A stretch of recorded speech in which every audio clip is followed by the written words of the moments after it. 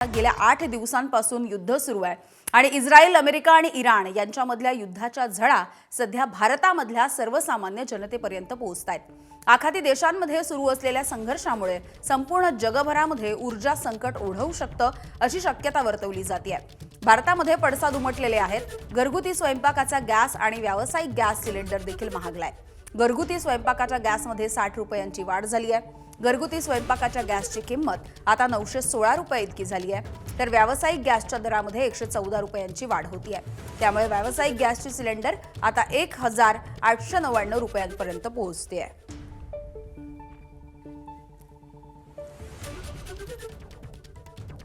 घरगुती गॅस सिलेंडरच्या दरामध्ये 60 रुपयांची वाढ होतीये। नवे दर आजपासून लागू होत आहेत। देशभरामधल्या प्रमुख शहरांमधील घरगुती सिलेंडरचे आधीचे दर आणि आताचे नवीन दर नेमके काय आहेत जाणून घेऊया।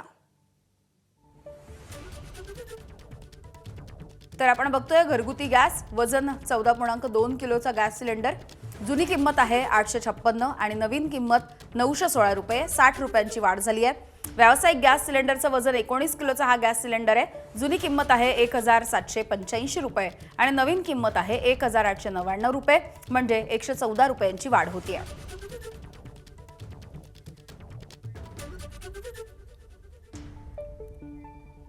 दरम्यान गॅसच्या या दरवाढीवरती पुण्यामधल्या गृहिणींनी नेमकी काय प्रतिक्रिया दिली आहे आपण जाणून घेऊया।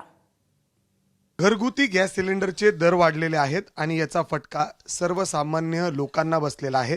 माझ्यासोबत काही महिला आहेत ज्यांना म्हणजे अर्थातच याचा सगळा परिणाम त्यांच्या या सगळ्या डेली रुटीन जीवनावर होतोय।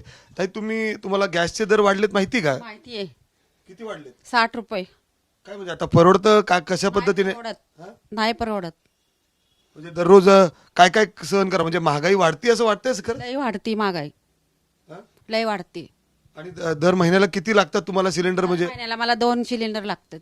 म्हणजे आता मिळतील काय? बोलणं झालं का तुमच्या ते एजन्सीवाले? नाही झालं अजून। मग एक तर वर्षाला 12 सिलेंडर आहेत फक्त, त्यातून ही महागाई झालेली आहे। दर महिन्याला 2 सिलेंडर असतात, म्हणजे आम्हाला लागतात घरामध्ये। मग हे पैसे दर वाढले की प्रत्येक गोष्टीवरती याचा परिणाम होत जातो। म्हणताना गॅस झाला, मग गॅस झालं की परत मग तेल आलं, तेल झाल्यानंतर स्वयंपाकाचं, हे सगळ्यावरतीच एकावरती फरक दिसत जातो। अब बहुत पड़ रहा है ना, फिर भी 60 रुपए से इतना नहीं होना चाहिए। अभी हम जैसे गरीब लोग कहाँ से लाएंगे इतना पैसा हर महीना? एक्स्ट्रा हो रहा है ना ये तो। तेल के भी इतने भाव बढ़ गए, गैस के भी इतने भाव बढ़ गए। आणि विषय असा आहे की मग ब्लॅकने गॅस देण्यासाठी मग एक्स्ट्रा पैशांची मागणी होते। किती असं साधारण किती द्यावं लागतं एक्स्ट्रा? तरी एक्स्ट्राला आता समजा आपल्याला एक रेग्युलर सिलेंडर घ्यायचं झालं तर समजा 1000 रुपये पडतात, तर त्याच्यावरती मग समजा 1500 किंवा 2000 म्हटलं तरी ते मागतात। अशी परिस्थिती हो। अर्थात जर आपण बघितलं तर महिलांच्या अडचणी कुठेतरी वाढतात, कारण त्यांना घरातलं सगळं काही व्यवस्थितपणे जे बजेट असतं ते कुठेतरी कोलमडलेलं दिसतंय। कारण दर अचानक 60 रुपये वाढलेले आहेत आणि बुकिंग सुद्धा होत नाहीये, गॅस मिळत नाही अशी देखील परिस्थिती आहे। अनेक गॅसचे जे गोडाऊन्स आहेत त्या ठिकाणी मोठी गर्दी पाहायला मिळते, एजन्सीजच्या बाहेर गर्दी पाहायला मिळते आणि दुसरीकडे अशा पद्धतीने महिला या ठिकाणी चिंता व्यक्त करतायत। कॅमेरामॅन विजय राऊतसह मी मिकी घई, एबीपी माझा, पुणे। यावरती मुख्यमंत्री देवेंद्र फडणवीस यांनी नेमकं काय म्हटलंय आपण बघूया।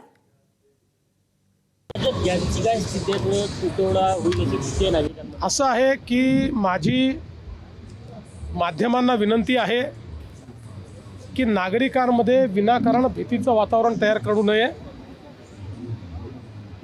जे काही परिस्थिती आहे ती केंद्र सरकार हाताळते, ती केंद्र सरकार सांगते आहे।